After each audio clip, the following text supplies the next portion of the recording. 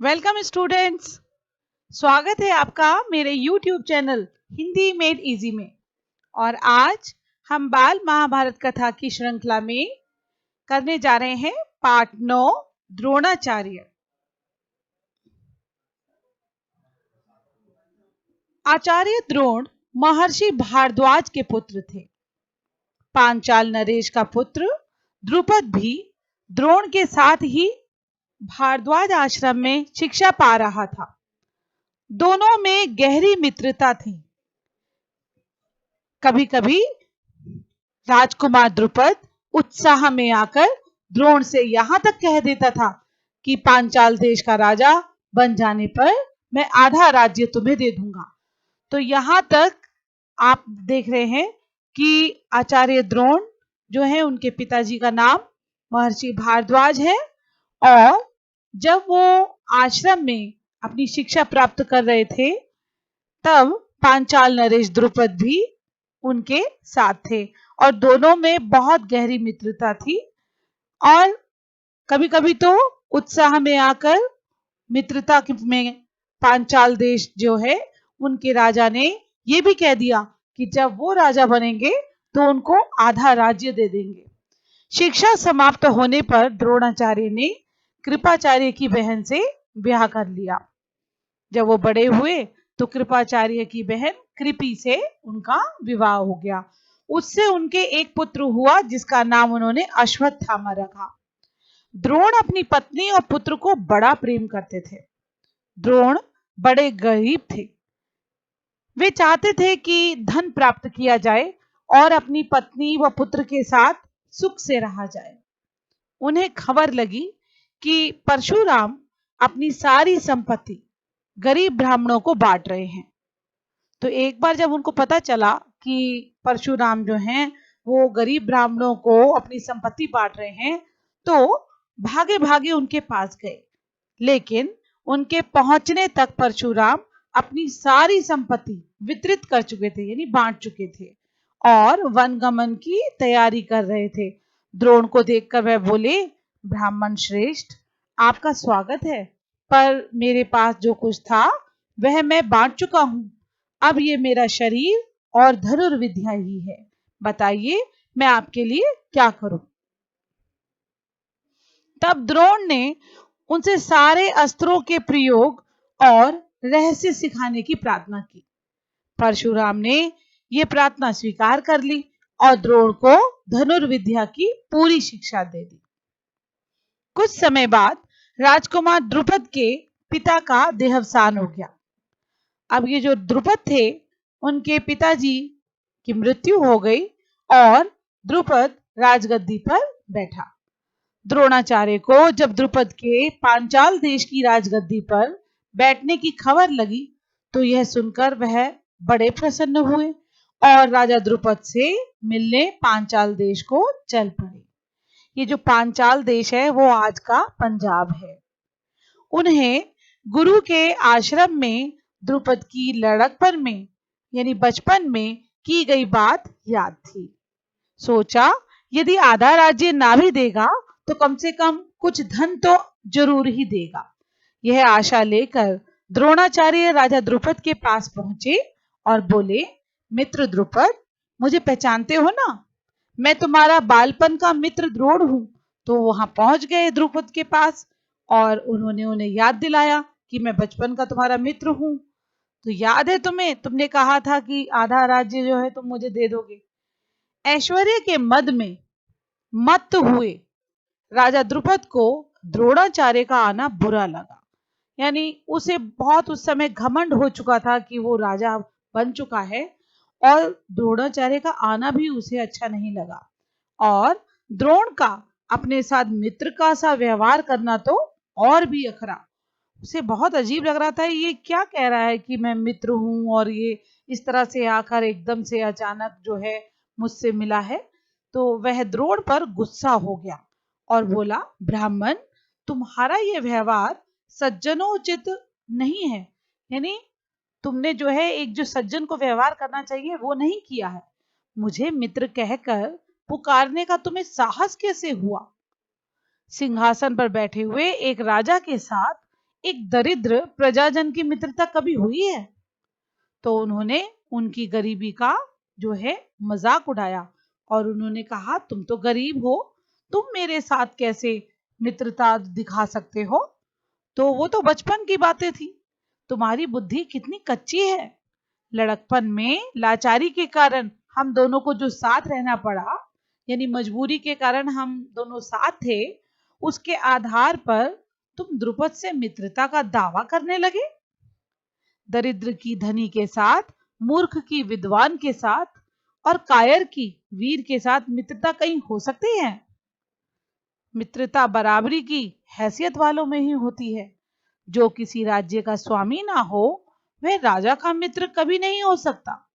तो इस प्रकार से बड़े कठोर वचन जो है वो द्रुपद ने द्रोणाचार्य को बोले।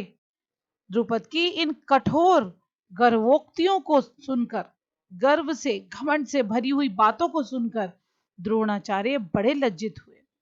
उनको बड़ा अफसोस हुआ कि मैं किसके पास आ गया, मैं तो इसे मित्र मानता था। और उन्हें क्रोध भी बहुत आया। उन्होंने निश्चय किया कि मैं इस अभिमानी राजा को सबक सिखाऊंगा और बचपन में जो मित्रता की बात हुई थी उसे पूरा करके चैन लूंगा। वह हस्तिनापुर पहुंचे और वहां अपनी पत्नी के भाई कृपाचार्य के यहाँ गुप्त रूप से रहने लगे। एक रोज हस्तिनापुर के राजकुमार नगर से बाहर कहीं गेंद खेल रहे थे।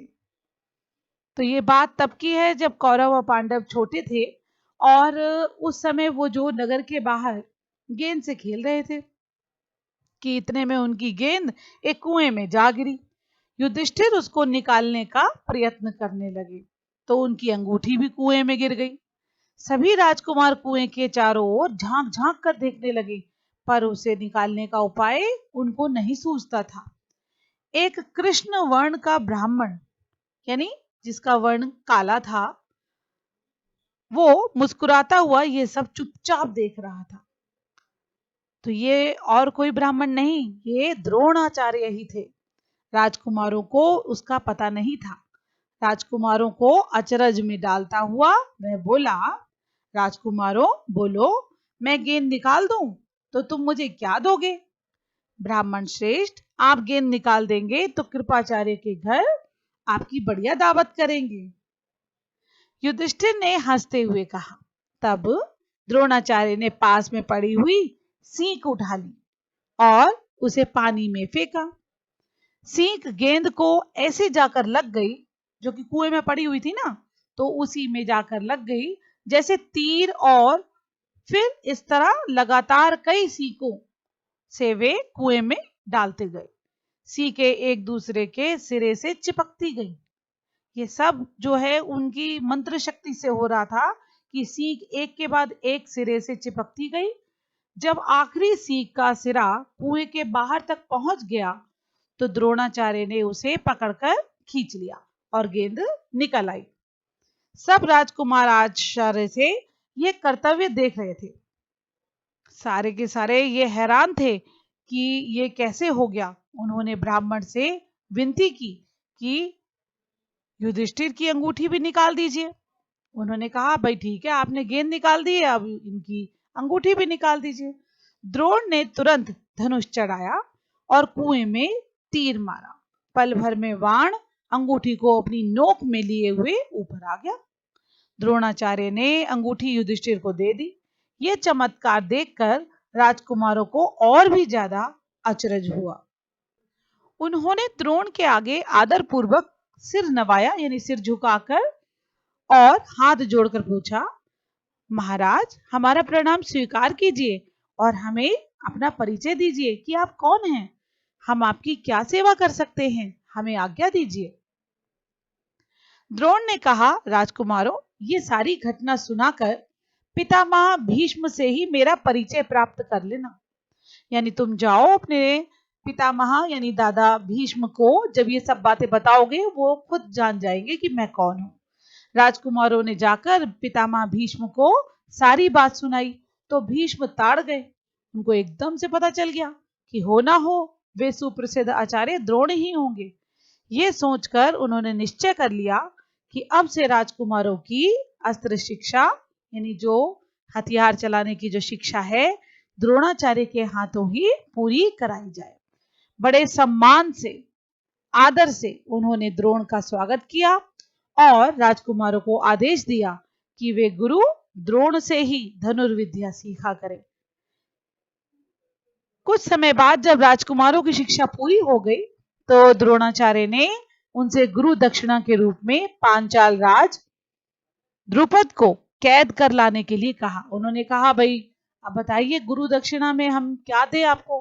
तो उन्होंने कहा, ठीक है, पांचाल राज जो द्रुपद है उसको कैद करके ले आओ।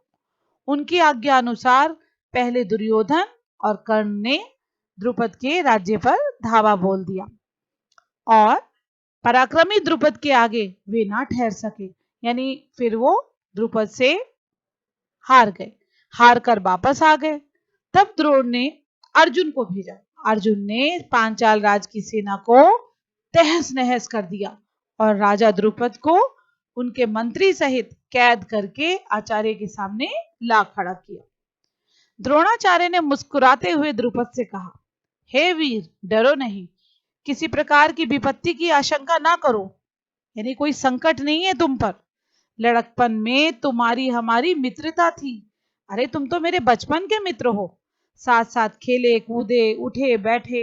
बाद में जब तुम राजा बन गए तो ऐश्वर्य के मद में आकर तुम मुझे भूल गए और मेरा अपमान किया। तुमने कहा था कि राजा ही राजा के साथ मित्रता कर सकता है, इसी कारण मुझे युद्ध करके तुम्हारा राज्य छीनना पड़ा, परंतु मैं तो तुम्हारे साथ मित्रता ही करना चाहता हूं, इसलिए आधा राज्य तुम्हें वापस लौटा देता हूं। क्योंकि मेरा मित्र बनने के लिए भी तो तुम्हें राज्य चाहिए ना। मित्रता तो बराबरी की हैसियत वालों में ही हो सकती है। द्रोणाचार्य ने इसे अपने अपमान का काफी बदला समझा और उन्होंने द्रुपद को बड़े सम्मान के साथ विदा किया। इस प्रकार राजा द्रुपद का गर्व चूर हो गया, लेकिन बदले में घृणा दूर नहीं होती। किसी के अभिमान को ठेस लगने पर जो पीड़ा होती है उसे सहन करना बड़ा कठिन होता है। द्रोण से बदला लेने की भावना द्रुपद के जीवन का लक्ष्य बन गई। अब जो भी पीछे उनके साथ हुआ, यानी जो द्रोण ने द्रुपद के साथ बदला लिया, द्रोण तो शांत हो गए, परंतु द्रुपद के लिए अब जीवन का एक ही लक्ष्य रह गया था कि अब वो द्रोण से कैसे बदला ले। उसने कई कठोर व्रत और तप इस कामना से किए कि उसे एक ऐसा पुत्र हो जो द्रोण को मार सके, साथ ही एक ऐसी कन्या हो जो अर्जुन को ब्याही जा सके, यानी अर्जुन से जिसका विवाह हो। आखिर उसकी कामना पूरी हुई। उसके धृष्टद्युम्न नाम का एक पुत्र हुआ और द्रौपदी नाम की एक कन्या। आगे चलकर कुरुक्षेत्र की रणभूमि में अजेय द्रोणाचार्य इसी धृष्टद्युम्न के हाथों मारे गए थे। तो इस प्रकार से जो है उन्होंने धृष्टद्युम्न के हाथों द्रोणाचार्य का वध करवाया। तो इस प्रकार आपने देखा कि द्रोणाचार्य नामक पाठ में उनके जन्म से लेकर और उन्होंने जो शिक्षा ली और फिर उसके बाद उनके मित्र द्रुपद के साथ कैसे संबंध थे और आगे फिर उसके क्या दुष्परिणाम हुए, ये सभी हमने इस पाठ में जाना। इसी के साथ मैं विराम लेती हूँ। धन्यवाद।